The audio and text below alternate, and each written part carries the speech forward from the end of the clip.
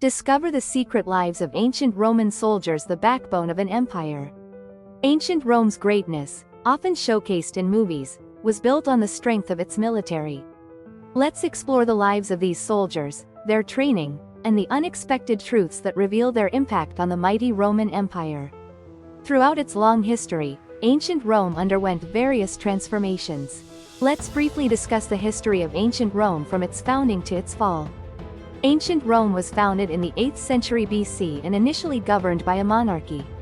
At the end of the 6th century BC, the monarchy was overthrown, and a republic governed by the aristocracy was established, expanding Rome's power. Rome eventually dominated the entire Mediterranean region, but the wealth from conquests destabilized the political system, leading to turmoil in the mid-2nd century BC. In 27 BC, the first emperor ascended to the throne, and Rome entered the imperial era. For over 200 years, the Roman Empire enjoyed stability and prosperity, but in the 3rd century, internal conflicts became frequent. The empire gradually declined, splitting into eastern and western halves in the 4th century. The Western Roman Empire eventually fell, and the Eastern Roman Empire also ended about 1,000 years later. Throughout this 1,200-year history, a powerful military was a constant support for Rome's prosperity.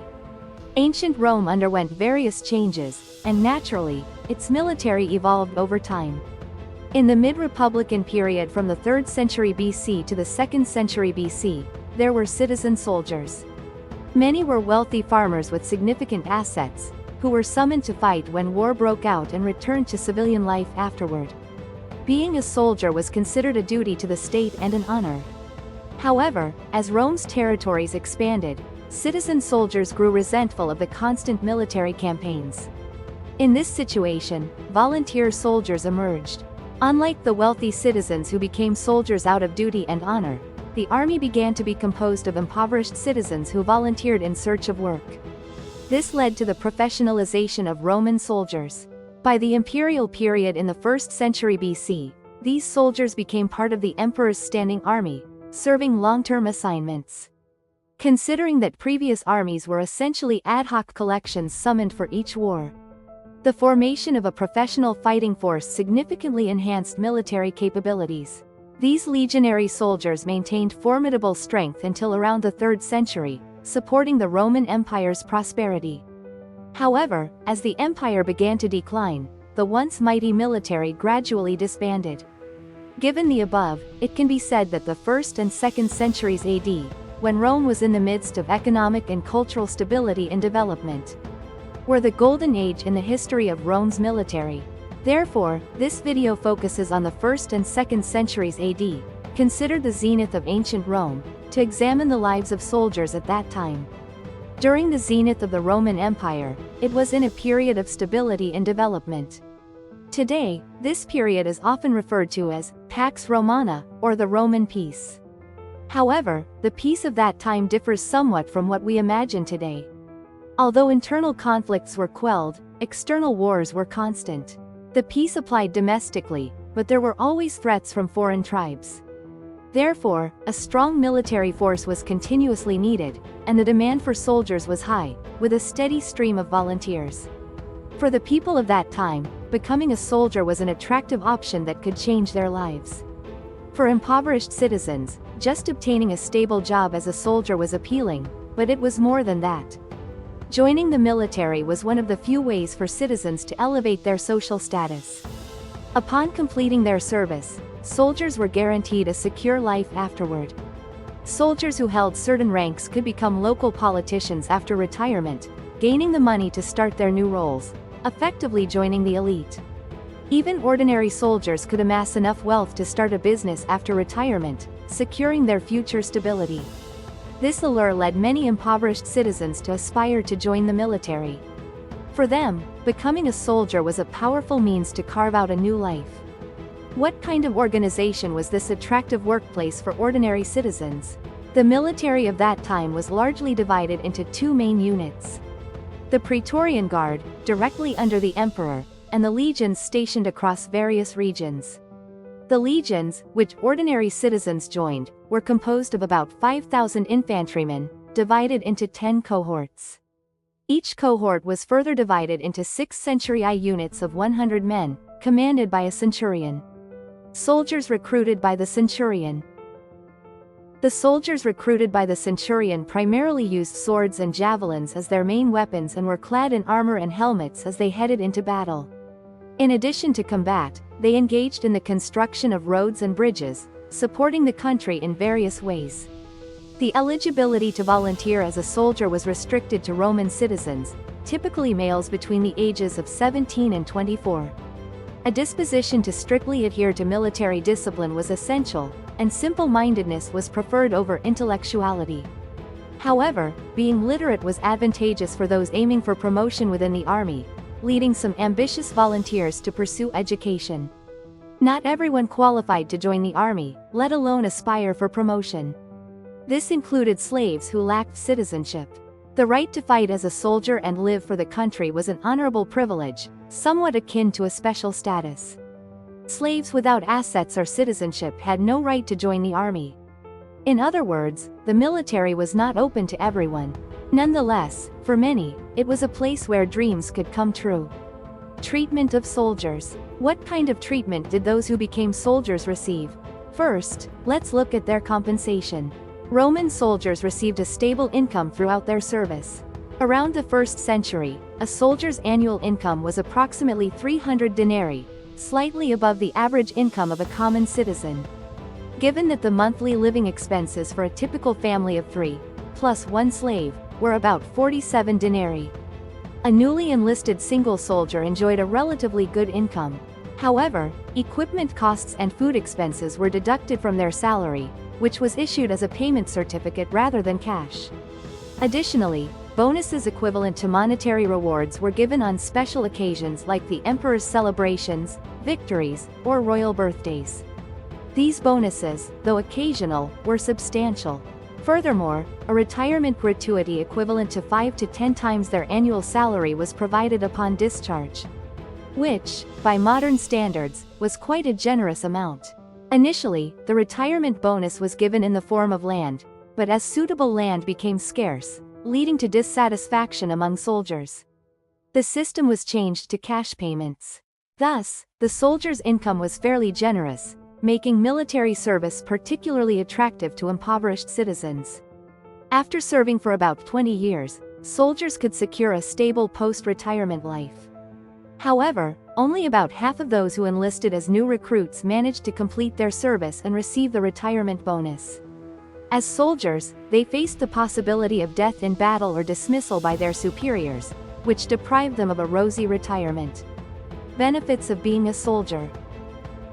Would you have volunteered to be a soldier if you were a citizen of ancient Rome? The pay was decent, and a stable life awaited after retirement. However, the survival rate was around 50%. These conditions might make one hesitate. Let's further explore the advantages of becoming a Roman soldier. Soldiers enjoyed economic freedom that was exclusive to them. At the time, it was common for fathers to control the finances earned by their sons, a major aspect of paternal authority. However, a soldier's earnings were exempt from this control, allowing them to truly own their income. This economic freedom was a significant privilege in Roman society, unimaginable for civilians. Additionally, soldiers had legal privileges. They could only be judged by a military court, whether in civil or criminal cases, and were thus subject to different laws than ordinary citizens. Moreover, they were exempt from severe punishments like death or flogging.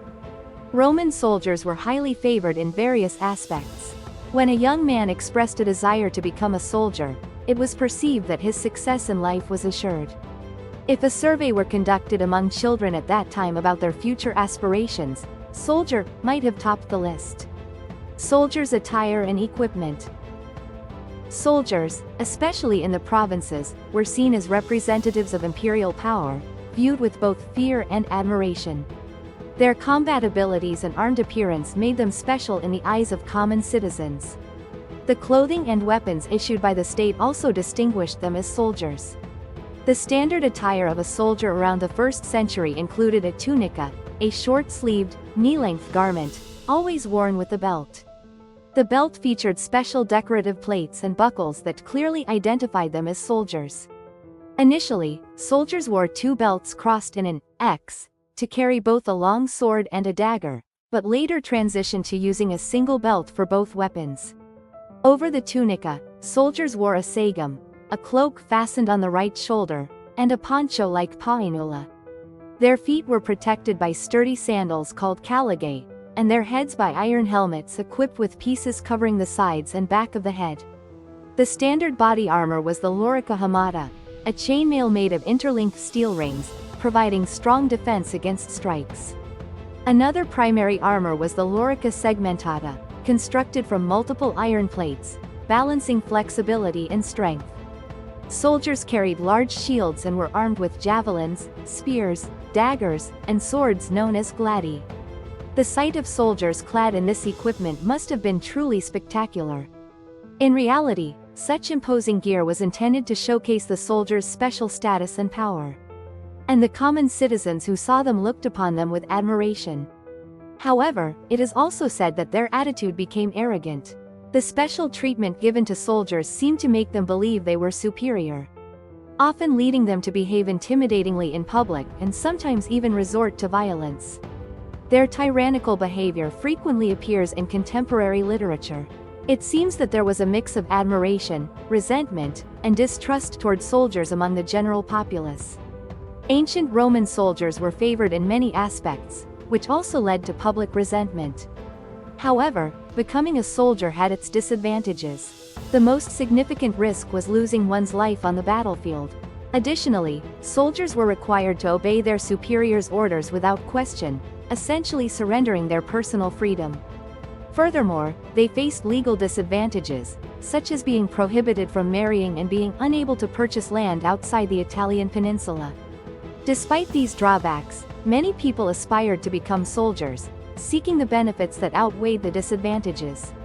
Demonstrating loyalty to the country and securing privileges, stable income, and a peaceful old age were compelling attractions for impoverished citizens, achievable only by becoming soldiers. Becoming a soldier was not just about these benefits. Rising through the ranks in the military was also a significant goal. However, this path was not easy. It required rigorous training, mastering combat skills, and earning commendations in actual battles. High achievements were necessary for promotion. On the other hand, bribery was not uncommon for advancement or promotion. The centurion, a rank frequently associated with the collection of bribes, held considerable influence over soldiers' assignments and punishments. Consequently, bribes naturally flowed to centurions with requests like, "Appoint me as the next leader." Soldiers needed bribes not only for promotions but also for taking leave or being excused from menial tasks. One Roman soldier's letter lamented, "Without money, you can do nothing here." Inscriptions on stone from that era record instances of remarkably rapid promotions, suggesting that bribery was a factor. Such stories sound familiar even in modern society, but they existed 2,000 years ago. What was daily life like for soldiers in this ancient Roman military? Which evokes parallels with contemporary society? Let's look at their living conditions first.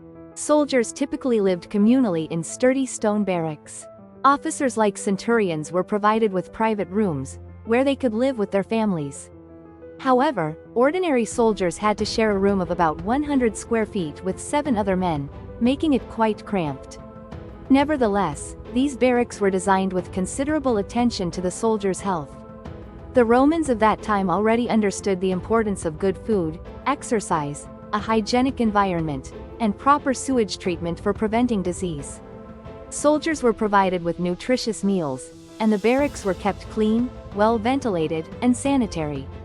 The military also had an established medical system, with doctors permanently stationed in the army. While ordinary citizens often relied on folk remedies due to limited access to doctors, soldiers enjoyed this privilege as part of their benefits. Compared to the general populace, soldiers lived in a relatively well-off environment. What was their typical day like? A soldier's day began at sunrise with a prayer facing the morning sun. After breakfast, which typically included bread or porridge, the morning was dedicated to military training. They gathered in the square to practice forming ranks and marching under the centurion's command. Emphasis was placed on acting efficiently as a unit and following orders without question, suggesting rigorous training. They also learned to handle weapons, training with wooden swords, spears, bows, and slings used for hurling stones with centrifugal force, as well as practicing with large siege engines called ballistae. Besides training, soldiers were also tasked with patrolling, guarding, and maintaining public facilities like toilets, streets, and baths. After the morning training and duties, they had a light lunch. While new recruits continued training in the afternoon, ordinary soldiers had free time. In ancient Rome, it was common to finish work in the morning and spend the afternoon resting or enjoying leisure activities. Near the military camps were bustling settlements called canabae, where soldiers often went after work. Canabae offered soldiers various entertainments, including taverns and brothels. However, the greatest pleasure for soldiers was undoubtedly visiting the public baths to wash away the day's sweat and chat with friends. Many people associate ancient Rome with public baths, which were not just places for washing but also crucial social venues. In these baths, people shared their day's experiences, deepened their friendships, and discussed political issues. The public baths functioned as important centers for social interaction among ancient Romans.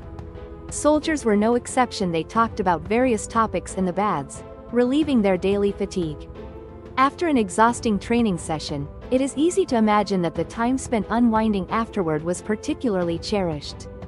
As evening arrived and the new recruits, who had been busy with training or work in the afternoon, returned, it was time for dinner. While dinner was mostly self-cooked, there were instances when meals were prepared by the cooking staff and served in the mess hall, or sold by merchants. As mentioned earlier, the Roman army placed a high priority on the health of its soldiers, and their meals were well balanced. Meat, vegetables, cheese, and wine were always served. Compared to the diet of ordinary citizens, soldiers enjoyed a much more diverse and nutritious array of food. Additionally, superior officers would sometimes hold banquets, to which regular soldiers might be invited. Dinner concluded before sunset, and afterward, it was time to sleep. Except for those on night guard duty, the soldiers slept soundly until dawn.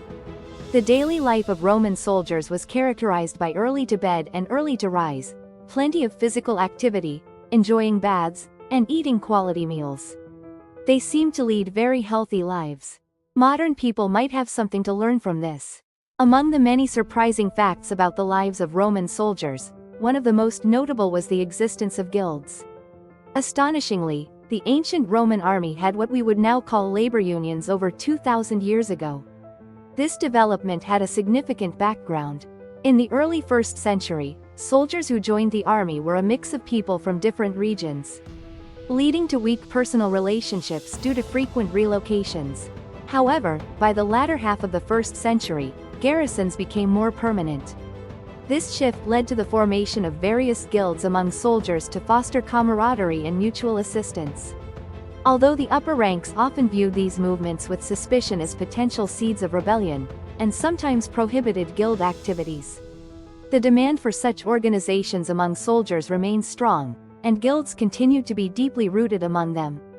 This story reflects the bonds among Roman soldiers and possibly reveals a part of their strength. On the other hand, from the 1st century BCE during the early imperial period, soldiers were prohibited from marrying. In Roman society at the time, women typically married in their teens, and men in their late 20s. However, within the military, the belief was that comrades were family, and blood relatives were unnecessary. But this did not mean that soldiers were forbidden from having relations with women. In fact, sexual intercourse with women was seen as proof of manliness, considered indispensable for male soldiers. Many active soldiers owned female slaves, who were always available to them. Additionally, it was not uncommon to see soldiers frequenting prostitutes who operated near garrisons. Some women even set up homes around the garrisons for soldiers with whom they had deeper relationships, and naturally, children were sometimes born. However, in the context of the ban on soldiers' marriages, these women were not recognized as family, and the children born did not receive Roman citizenship or registration in birth records. This dissatisfaction accumulated over time, and by the early 3rd century, the ban on soldiers' marriages was lifted. But for nearly 300 years, soldiers were prohibited from marrying. Incidentally, same-sex relationships between men were not unusual in Roman society at the time. While soldiers who were on the receiving end were sometimes looked down upon as effeminate, homosexuality itself was not legally punished and was tacitly accepted. As discussed, the lives of ancient Roman soldiers appeared quite healthy and surprisingly well-rounded. However, it should not be forgotten that their primary occupation was that of soldiers. The lifestyle described so far was limited to peaceful times without combat. Their true occupation as soldiers meant that their lives changed drastically during wars. When marching, soldiers had to walk all day in perfect step, a skill honed through rigorous training. Along the way, they often resorted to looting to procure necessary supplies. Each night, they spent 2 to 3 hours setting up a camp, tirelessly digging and piling earth to build fortifications and trenches. They built low huts, using tents as roofs to sleep in. Once in combat, their lives were at constant risk, and their job was to kill the enemy. The targets were not limited to enemy soldiers alone. Soldiers who enjoyed fine meals and socializing in the bathhouse during peacetime turned into brutal beings who committed plunder and violence on the battlefield. This stark contrast reminds us of the harsh realities of the military and war. By the 3rd century, the Roman army began to weaken. Ironically, one of the reasons was that Rome had become too strong and wealthy. People could live happy lives without joining the military, leading to fewer individuals willing to serve as soldiers and devote themselves to their country. This complacency in times of peace might sound familiar to contemporary ears. Thank you for watching. Don't forget to like, comment, and subscribe for more insightful content. Take care and see you in the next video. Goodbye.